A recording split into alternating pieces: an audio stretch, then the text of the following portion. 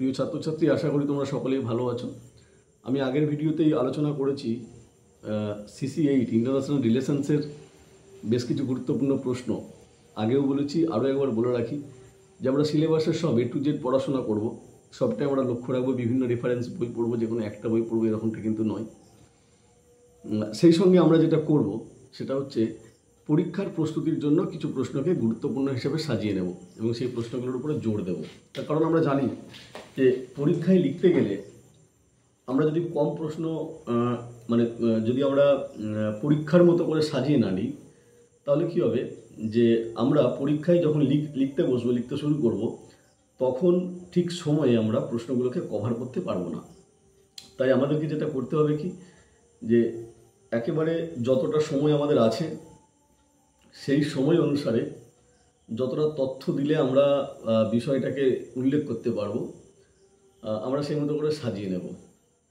আর সেটা করার জন্য যেটা করতে হয়, আমাদেরকে প্রত্যেকটা পরীক্ষার আগেই তার সিলেবাস থেকে আমাদেরকে প্রশ্নগুলো সাজিয়ে নিতে হয়। সেটাই আমরা এই পর্বে করব। আমাদের এই ভিডিওতে আলোচনার বিষয় হচ্ছে CC9, অর্থাৎ সোশিওলজি অ্যান্ড পলিটিক্স। এখানে কি কি থাকবে? আমরা 10 নম্বরের জন্য, অর্থাৎ যেখানে আমাদেরকে 8+2 10 নম্বর লিখতে হয়, সেটার জন্য বেশ কিছু প্রশ্ন আমরা সাজেস্ট করব বা উল্লেখ করব। সেটা হচ্ছে কি কি? 1, রাজনৈতিক তত্ত্বের প্রকৃতি পরিধি সংক্ষেপে আলোচনা করো। আরও এবার প্রশ্নটা বলি, রাজনৈতিক তত্ত্বের প্রকৃতি পরিধি সংক্ষেপে আলোচনা করো।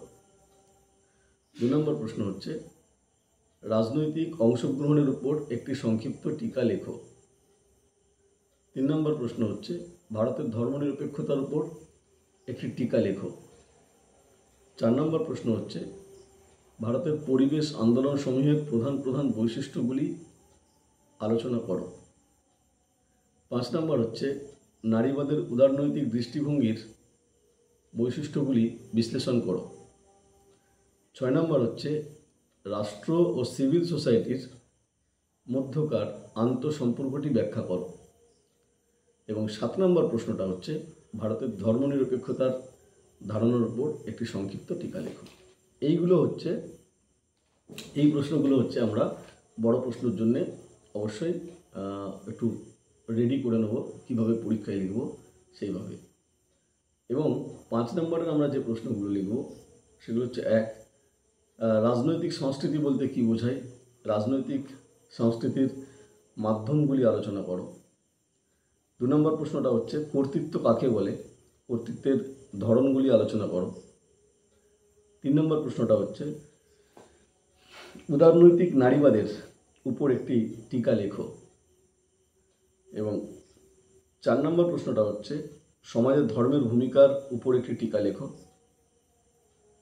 5 নম্বর প্রশ্নটা হচ্ছে, ক্ষমতা ও কর্তৃত্বের মধ্যে পার্থক্য নির্ণয় করো। এবং 6 নম্বর প্রশ্নটা হচ্ছে, নাগরিক সমাজ সম্পর্কে টিকা লেখো।